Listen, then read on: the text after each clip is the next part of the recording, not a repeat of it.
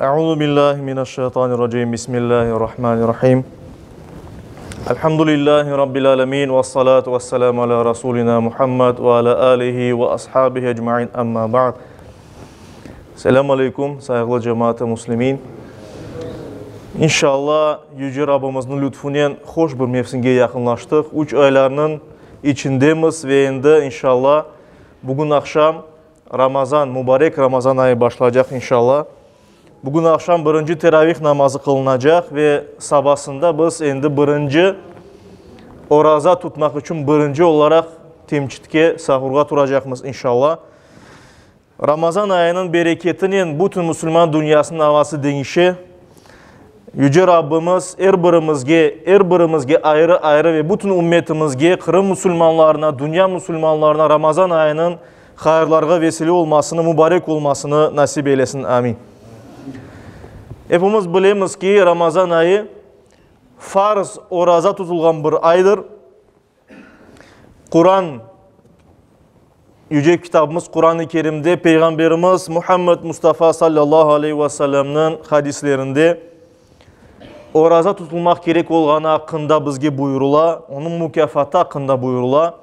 Bundan da gayrı Ramazan ayı Kur'an indirilmeye başlayan bir aydır. Kadir gecesinde Kur'an inmeye başladı. Peygamberimiz Muhammed Mustafa sallallahu aleyhi ve sellem'e ve buna göre de bundan değerini kazanan Ramazan ayı ve ona göre Ramazan ayı Kur'an ayıdır. Bir de Ramazan ayına mahsus olarak geceleri biz teravih namazlarını kılamız. İşte teravih namazları kılınan bir aydır.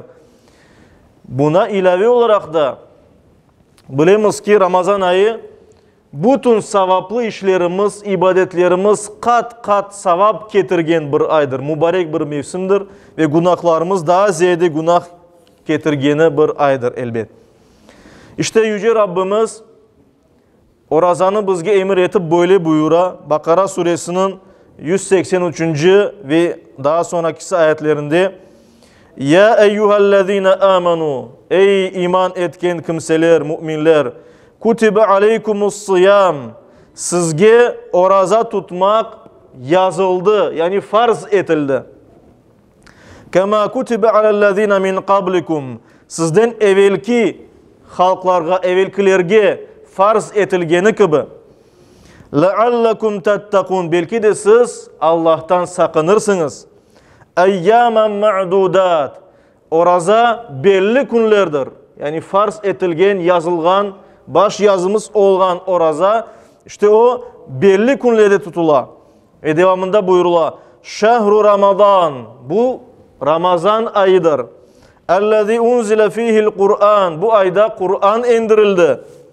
Hudellin-nas, insanlarga hidayet rehberi, doğru yolunu göstergen bir kitap olarak Kur'an bu ayda indirildi. Ve bayinatin minel huda vel furqan, ve yaxşını yamanlıktan ayırgan, doğru yolunu göstergen bir kitap olarak indirildi Kur'an-ı Kerim bu ayda. فَمَنْ شَهِدَ مِنْكُمُ الشَّهْرَ فَلْيَصُمْ, sizden kim yanı doğan ayını görse, ona şahit olsa, aysa orazasını tutsun deyip Kur'an-ı Kerim'de Yüce Rabbimiz emir eti. Muttafakun aleyh, Bukhari ve Müslim'de geçen bir hadis-i şerifte Ebu Hurayra, Allah ondan razı olsun, Peygamberimizin şu sözlerini bizge ayta.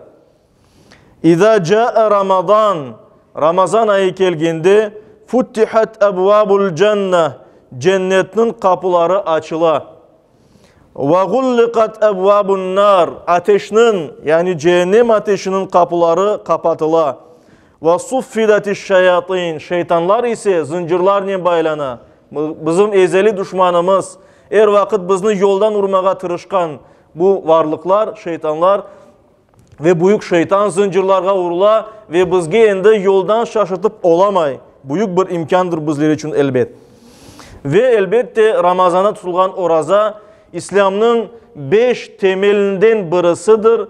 Bu Peygamberimiz sallallahu aleyhi ve sellem'in hadislerinde buyurula. Yani İslam'ın 5 temeli aytılganda ve savmu Ramazan, Ramazan ayında tutulgan oraza da onun içinde anıla.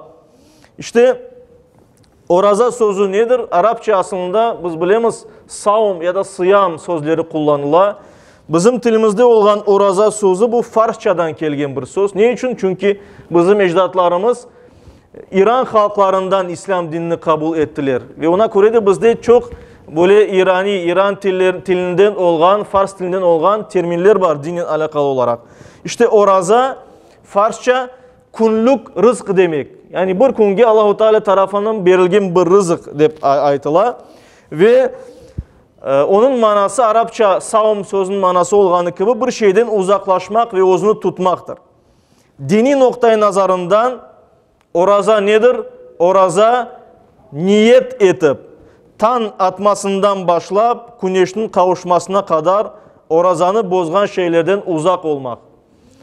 Niyet etmek oraza tutmak için esastır. Çünkü her bir ibadette bizim niyetimiz esas. Biz kimler için, kim için, ne için orazanı tutamız?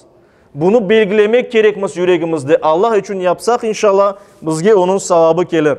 Yani niyet etmek gerekmez Allah rızası için tutmağa. İkincisinden de onun vakti de belli. Yani sabah namazının vakti kırmesinin tan atmasının sabah. Güneşin kavuşmasına kadar, akşam namazının vakti kırmesine kadar demek ki şu vakit içinde özümüzü orazanı bozgan şeylerden uzak olmak gerekmez. Orazanı niye boza? Orazanı boza aşamak, içmek ve cinsi münasebette olmak.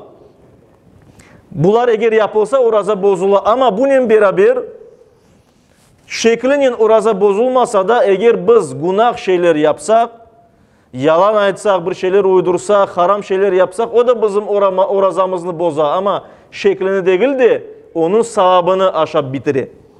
İşte saygılı cemaat-i muslimin her birimiz buna şu oraza ibadetini Ramazan ayında yerine getirmeye tırışmak gerekmez.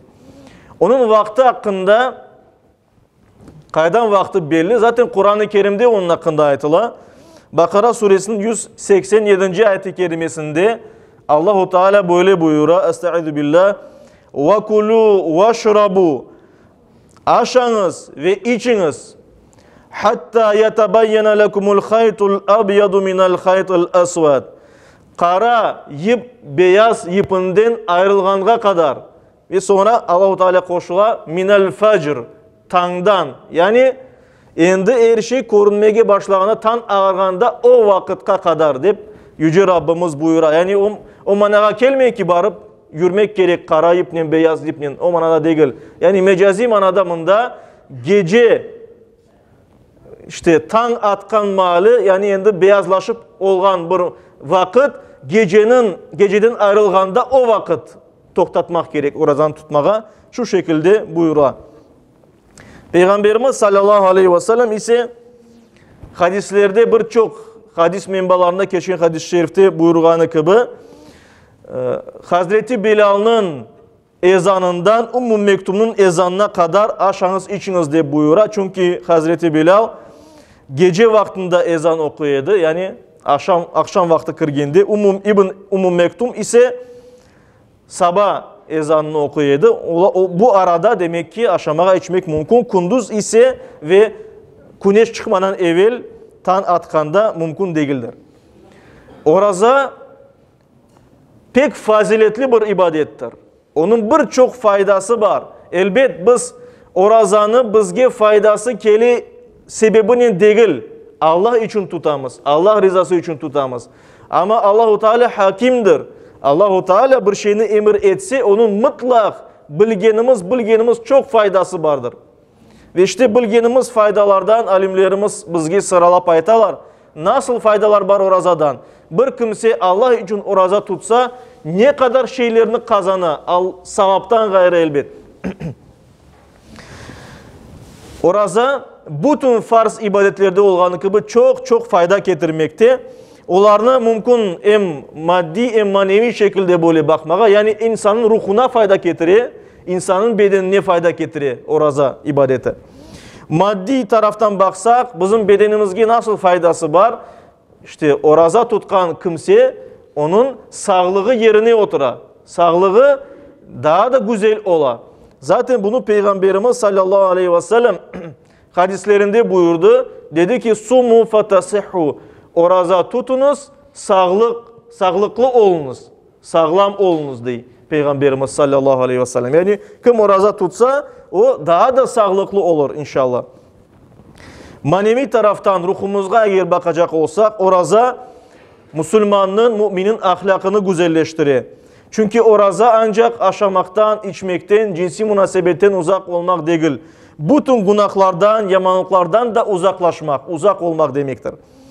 Bir meşhur hadis-i şerif, Bukhari'de geçken bir hadiste Ebu Hurayra, Allah ondan razı olsun, diyor ki Peygamberimiz sallallahu aleyhi ve sellem böyle buyurdu. Men lem yeda' kavle zuri vel amele bih. Kim yalan aytmakını ve yalanla iş alıp barmakını kaldırmasa فَلَيْسَ لِلّٰهِ حَاجَةٌ فِي اَنْ يَدَعَ طَعَامُهُ وَشَرَابُهُ. Allah-u Teala'nın hiçbir ihtiyacı yoktur onun aşamaktan, içmekten uzak kalmasına. Demek ki insan orada tutsa Allah için tutar da ama faydası özüne kaytar. Allah yani bir tutmasak da tutsak da Allah için yani fark etmez. Faydası değmez. Faydası bizge tiyir elbet. Ve ona göre de bütün yamanlıklardan, yalanlardan biz uzak, günahlardan uzak olmak gerekmez. Ve bununla beraber bizim ahlakımızı güzelleştirgeninle beraber hem de oruza özü bir ibadet olarak nefsimizni bastıra ve günah yapmaktan insanını uzaklaştıra. Yani insanın bu içindeki nefs hevesleri, istekleri oruza tutkanı sayesinde bastırıla ve insanını günah yapmaya böyle itemeyin, yollamayın. Ve Peygamberimiz sallallahu aleyhi ve sellem meşhur hadis-i şerifinde buyuruyor ki وَالصِّيَامُ cünnetun, uzun bir hadisin bir parçası bu. Oruza bu bir kalkandır. İnsanı günahlardan ve ateşten, cehennemden korşalayan bir kalkandır. Ve biz anlayımız ki oruza tutmak daha başka birçok faziletli şeyler bizge öğretir. Oruza tutmak sabırını öğretir. Çünkü bir insan öz iradesini sınay, sabır etip bu ibadetini yerine getirir. Bundan sonra insanın içinde, Müslümanın içinde merhamet duyguları peyda ola. Bir kimse oruza tutkandan son, aç olgandan son, açlık çekken, aşamağa bir şey tapmagan insanların Allah'ını özü ya daha da yaxşı anlay ve daha da ziyade onlara yardım etmeye yöneli. Ve oruza tutmak Allah-u Teala tarafından verilgen nimetlerinin kıymetini, kadrini bizge öğretir. Yani bir kimse oruza tutkandan son, kunun sonunda, iftarda oturup birkaç yutum su içkende o suyunun ne kadar büyük nimet olganını anlay. Bu kun boyu su içmegenden son. Ya da bir aş telimini, bir otmek parçasını ne kadar değerli olganını anlay. Ve bu da bu nimetlerge şükür etmeye insanını yönlendirir. Bundan da gayrı oruza farz ibadet. Yani boyun borcumuz. Her birimiz kim mükellef olsa, akıllı yerinde olsa, her bir Müslüman Ramazan ayında oruza tutmak gerek. Boyun borcu tutmasa günahtır. Kazasını da yerine getirmek gerek.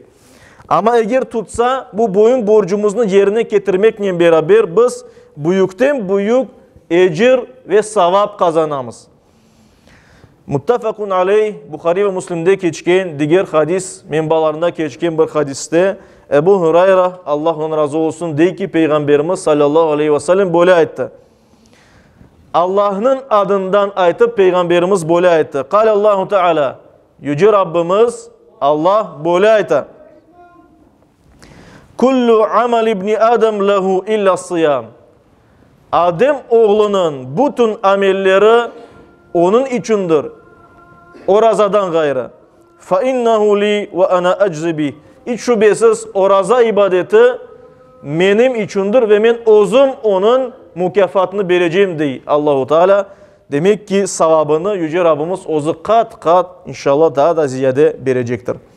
İşte saygılı cemaat-i Müslümin, Yüce Rabbimiz mübarek mevsim olan Ramazan ayında güzel şekilde oraza tutup boyun borcumuzu yerine getirip çok çok sevap kazanmaya bu alımızını qorçalamağa, daha güzel Müslüman olup yaşamağa, Müslüman olarak son nefesimizni vermeye, yakınlarımızla beraber bayramğa gelip çıkmağa, beraberce sevinmeye nasip eylesin. Amin. Bi rahmetike ya Erhamer Rahimin.